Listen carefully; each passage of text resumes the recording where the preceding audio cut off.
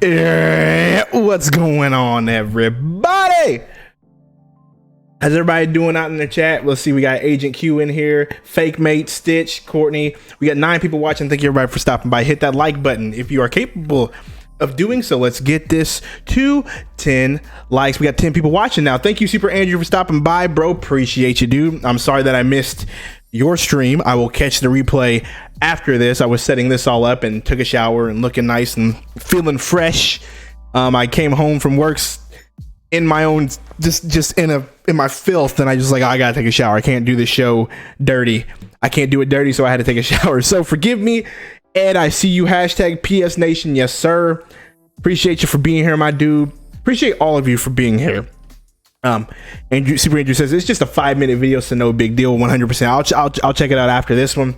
But like I said, I appreciate all of you for stopping by. All 10 of y'all. 10 likes already. Appreciate it. It's been a good day. Courtney says it's Pickle Nick. So I don't know if y'all saw this on Twitter. I posted, I was going through YouTube Studio and going through all the analytics of the channel, and one of it was like 2.5% of searches for my channel apparently was I turned myself into a pickle, which is a reference to Rick and Morty apparently. And so I was streaming on Twitch last night, and Ed Avedon came in through here and called me Pickle Nick, and it kind of caught on. And so Nicktendo Direct, aka Pickle Nick, is now what I'm gonna go with, I guess. And it's all in good fun though. It's all in good fun. And Stitch, I may need your help, bro. I may need your help. I might need it. Either way, it's been a good day. It's been great. It's been fun. It's fun hanging out with y'all, and we got some decent topics to talk about today. I got a new segment for y'all called Epic Fail or Epic Fails, and if I think of a better name, I'll probably change the name to that, but we're gonna go over that segment after quick hitters.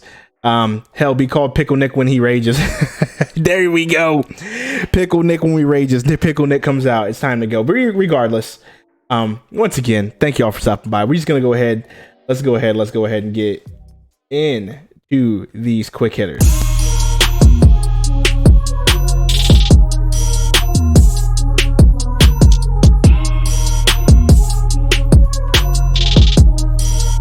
Monkey Punch, I see you, my dude. How you been doing, man? Thanks for stopping by, bro. Hit that like button, Monkey Punch. So in quick hitter news, we've been talking about this pretty much all week and all last week about selling an Xbox, which is fun, which is a lot of fun to me. But let's go ahead and start here. I wasn't even supposed to start here, but now we're gonna start here. So we were talking about how Microsoft is out here hiring studios and putting stuff together for them to compete in the next generation. And so they just hired Tom Shepard, who was a technical director at Rockstar. The Initiative hired him. So that's a hire there. They're making moves and trying their best to prep themselves for next gen. So there you go with that one. Another bit of quick hitter news. Crysis 1, 2, and 3 are now backwards compatible on the Xbox. So there you go. If you were a big fan of that franchise, great. There you go. Salty's Gaming, I see you, my dude. What's up, man? Thanks for stopping by, bro. But yeah, so Crysis 1, Crysis 2, Crysis 3 are now available backwards compatible on Xbox One. I played Crysis 3 a little bit. Didn't play Crysis 1 or 2, so y'all can tell me how I'm missing out, or I missed out on what. But Salty says he's tired, man. I feel you. But can it run all Crysis? Yes, the answer is yes. Yes, it is. So there you go for that news. Crysis 1, 2, and 3 coming. The indie game Moonlighter, which is an indie game that I'm looking forward to. It is published by 11-Bit Studios, developed by Digital Sun. This is a game that I'm very much looking forward to. It's already out on PC and Xbox One and PlayStation, but it's releasing on Switch November 5th, and that's where I will be playing it. I cannot wait for this one. This one looks like a dungeon crawler, sort of. Legend of Zelda meets an RPG elements. It looks great. I cannot wait. November 5th. Let's go. Gonna be playing that one. I cannot wait for that one to come out. And in other news, once my cache loads up, because this computer is running a little bit slow. Come on. Let's go. All right. And in other news, Shadow of Mordor's developer, apparently they are working on a quote-unquote sci-fi game.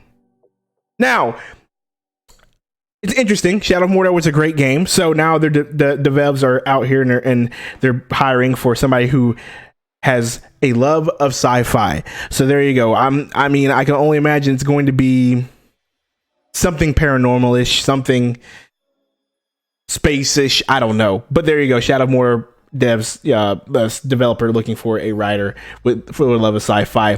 Ubisoft also appointed a new CEO ahead of the 2019 calendar year. Elaine Martinez will retire, and Frederick Duguit. I murdered that one. But anyway, he's gonna be the new CEO of Ubisoft. I don't imagine anything's gonna change with Ubisoft. I imagine they're still gonna keep doing what they're doing. Siege and For Honor, and apparently partnering with Nintendo. That's pretty much, I can just see that in their plans. So there you go for Ubisoft. There you go, getting a new CEO. Like I said, I don't see much changing there. And there we go. That'll do it for the quick hitter news. Salty, I see, bro. So tomorrow is going to be Anime Wednesday. I need to bring back the homie Bloody Knuckles. That'll be fun. Hopefully, let's see here. Impeccable. Yo, got any Mary Motter account? If anyone trying to buy, I need to be gone by today. Salty says, what game? I'm sorry, bro. What game are we talking about here? The Shadow of Mordor developers are now hiring and are developing a new game, and apparently they're looking for a writer for love of sci-fi. So there's your little nugget there. It's interesting that they're doing that. You know, I mean, maybe they're just done with the whole Lord of the Rings stuff and they're all splitting out. But regardless, there you go. And Monkey Punch says, interesting pick. Avedon Smith, what's going on, man? Thanks for stopping by, bro. Appreciate you. So we're gonna do something a little bit different. I like to call this a new segment. It's called SMH or Epic Fail, whichever one we're going to call it. Shaking my head, whatever. There's some news out here that I thought was pretty funny and pretty entertaining. Let's just start with this one. So I don't know if it's up. I haven't seen anything about it being up, but of course, PlayStation Network is down once again. PlayStation Network is down, and I mean, they've taken two kind of heavy L's this weekend and this week with this going down. They just fixed their that message thing that was going around where somebody was opening the messages and it would glitch and crash your PlayStation 4 and you had to brick it and you had to hard factory reset it. But they just now said that they fixed that, but as soon as they fixed that, boom, network's down. So right now they are taking some L's. So SMH bruh. SMH, I'm sorry Sony, y'all taking L's, but you know, SMH. So there you go for that one. Sony Network down. Hopefully it'll be up pretty soon. Someone tell me if it's up. I haven't been paying attention, honestly. And this one is baffling to me. So Fallout 76 is coming out here pretty soon in the coming month, November. And so there are some editions that you can buy. There's a standard edition, a Tricentennial edition, and a Power Armor edition. The Tricentennial edition is $80. The Power Armor edition is $200. There is one more edition called the Platinum edition, and it's $115. But here's the kicker. It doesn't include the game. So $115, you get all this cool stuff. You get a case for the game. You get the book. You get the stickers. You get the posters. You get all this stuff. You get a map, all this stuff. But you do not get the game. You do not get the game, bruh. So shaking my head at this one right here, bro. I don't understand the logic with this. So you guys can blow $115, but you're not getting the game. You're just going to get all this collector stuff. I mean, I know some Bethesda fans are crazy, but yeah, so I gotta agree with you, bro. You said Fallout 76 whack. I agree. I agree with you, my dude. It's just, you know, I don't feel great about it. I hope it's good. I hope, and everybody who plays it, I hope they like it. But for me, not gonna be very good. So we talked about this. What was it, 2 weeks ago? So a touring company called Maricar, unofficial Mario Kart tour, so it's not Nintendo, it's a separate account. You know, they got sued by Nintendo, but however, they are still out here doing the Mario Kart tour. So it's pretty funny. They're getting sued, but yet they're like, nah, bruh, nah, Nintendo, we're still doing this. And here's the thing, they need to learn that you're not going to win this fight with Nintendo.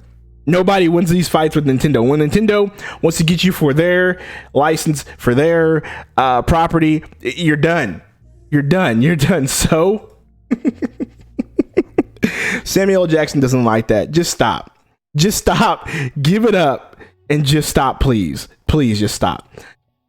And so the last bit of SMH music, YouTuber Golden Mods. Apparently he likes to talk about mods and hacks and cheats. So Golden Mods was out here the other day selling magical powers on Fortnite, which translated into Fortnite cheats and Fortnite exploits, selling these things on YouTube, selling them live, as a matter of fact.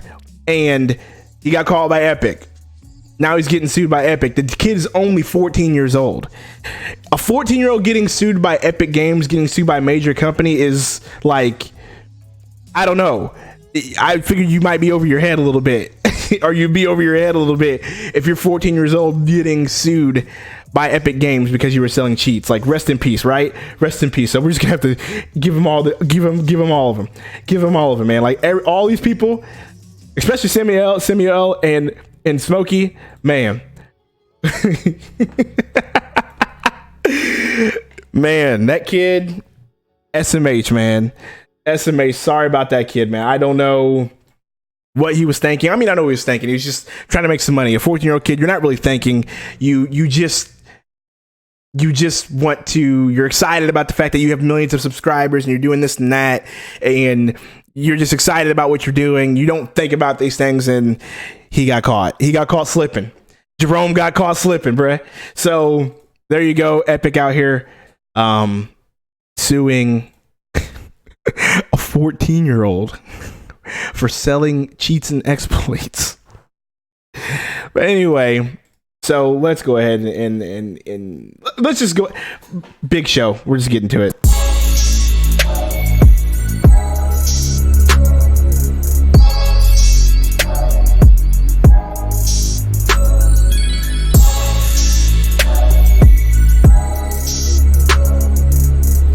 Ah, yes, the big show.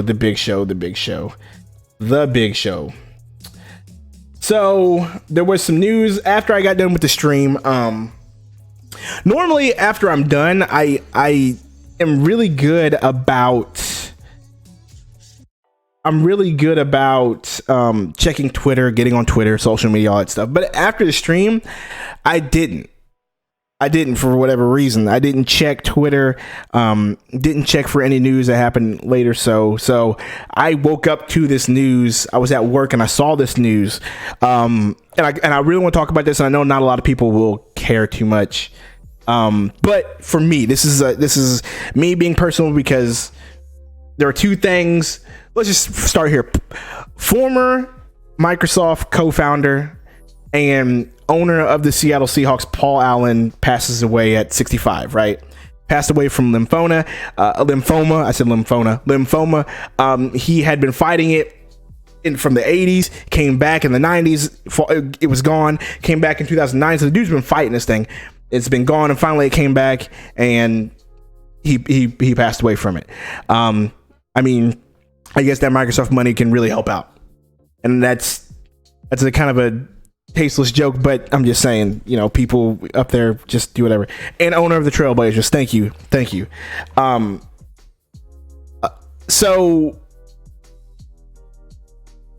here's it's sad news, and I know he was a billionaire, and like, come on, Nick, why are you sad about a billionaire passing away? He had all this money, he lived an easy life, but it's not even about that. For me, it's about the impact that it had on my life personally. One, he co-founded Microsoft, and that's a big one, right? Microsoft computers. Right now, my computer that I'm using right now is a Dell, but I'm using Windows right now. My whole life I've used Windows, and I use Mac a little bit, but I was brought up on Windows. you know, playing games on my PC. My uncle had a Windows 95 computer. I remember getting experience with that. My dad got me one with XP, and Windows and the internet and everything highly impacted my life growing up. It really did. And you know, if it wasn't for him co-founding Microsoft and him backing everything there with Bill Gates and Steve Ballmer, like, these things possibly couldn't have happened. On top of that, he owned the Seattle Seahawks, and I know you guys don't want a sports history, but the Seattle Seahawks were really bad for a long time. They were really, really bad for a long time. And he took over the team, kept them from moving to Los Angeles, because they were going to move to Los Angeles, and I'm not in Seattle, but he was going to keep them from moving to Los Angeles, kept them in Seattle, and then he said that I'm going to make sure that I spend all this money to make a winning team. He did that. The Seahawks have been a decent team since he owned the team. Playoffs, whatever. Real mates stop, fake mates stop hating. They won a Super Bowl, blah, blah, blah. I'm saying this to say this. This dude had a big impact on my life, not knowing it, and he's a billionaire, and yes, I know, but he had a big impact on my life. I'm a Seahawks fan. He put all resources there to win a Super Bowl. He was behind Microsoft, and as we all know, Xbox, Microsoft. So without Microsoft, we wouldn't have Xbox. Without Xbox, I wouldn't have, you know, Xbox. And so I say this to say, like, rest in peace, man, I guess, because it's sad. Because I mean, when you look up this guy, he wasn't just a billionaire. He wasn't just a stuck-up billionaire who made all this money and whatever. He was a good dude. He gave to his community. He gave to a bunch of charities. He was pretty much, from stories that you hear, he was just a dude's dude. But he had a lot of money. He loved music. He loved playing music. He loved doing all sorts of things with music. He loved sports. He loved football. He seemed like the kind of dude that I would like to hang out with, right? I'm big in the music. I'm big in the sports. I'm big in the technology. Those are my big three. Those were his big three. And he impacted a lot of my life, you know, and now that dude's gone, you know, and it won't be long before Bill Gates is gone. It won't be long. You know, we already had Steve Jobs pass away, and that was another big one. Like, it won't be long before all these dudes, Steve Ballmer, Bill Gates, the next two that are going to be gone. And, you know, we had these big figures our whole life that impacted our lives with technology and with all this stuff, and they're going to be gone. It's just like, it's just crazy, man. It's crazy to think about it. I'm 30, and this is all I've known my whole life is that, and you know, and the dude that helped that is now gone, and the dude that was like big with a big impact on my life as far as rooting for sports and technology is gone. It is just crazy, man. It's just crazy. So rest in peace to Paul Allen. You know, get on that, man. Rest in peace to Paul Allen. That's all I really wanted to say, and that's the big show for today. Does anybody have anything else to say, or anything else they want to ask, or anything else they want to add before we get out of here? This one was kind of short. We got about 10 minutes left before normally we get out of here, but you know, it's just one of those deals where today was just a weird day, man. Like I said, because this news like actually bummed me out. It really did. And I don't even know why it bummed me out, because like I said, he's a billionaire. Like, why would I care? But it actually bummed me out. It bummed me out. And like I said, it's because somebody that contributed to bringing so much joy to my life, and you know, they're gone. And I guess it just impacted me a little bit. So rest in peace, Paul Allen. Thank you for making Microsoft. Thank you for making my co-founding Microsoft. Now I have an Xbox, and thank you for making the Seattle Seahawks a Super Bowl winning team. I am old enough, fake mate. That's all I need to know. But regardless, and where can I buy your Fortnite hacks? You can buy my Fortnite hacks at fortnitehacks.com/Nicktendo. It's NBA's season opener in an hour. I know. Pfft. Come on, man. Like, who? I know you care, but it's just the NBA. Like, call me in April when the playoffs start and it gets exciting. Regardless, anybody have any questions to ask before we get out of here? This one's going to be short and sweet. Short and sweet. Didn't basketball just get over? I got over in like June. NBA is like the MLB. No one watches. I mean, no one watches until the playoffs. That's right. That is 100% correct. But either way, if nobody has any questions, we're gonna go ahead and hop on out of here. Let me know though what you guys thought about the SMH segment, if you liked it or not, and let me know what you guys want to see in the future. All that stuff, you know, it's just. Well, I don't know why I'm bummed out about this Paul Allen news. I don't know why. Like, talking about it got me bummed out. I don't know why. So it's killing me. It's killing me. I mean, I don't know why, but regardless, yeah, we gonna get out of here, guys. Where'd you get that Where'd you get that fact? What fact? NBA is one of the most watched sport in America now. I mean, it is the most watched sport in America, sort of, kind of, based on the fact that there's value more so than ratings. Yes, I guess you can say that. But the NFL bodies them in ratings. We're not going to get into that because we got to go. And I'm not trying to talk sports on a video game show. But just know this. NFL bodies NBA in ratings. Peace.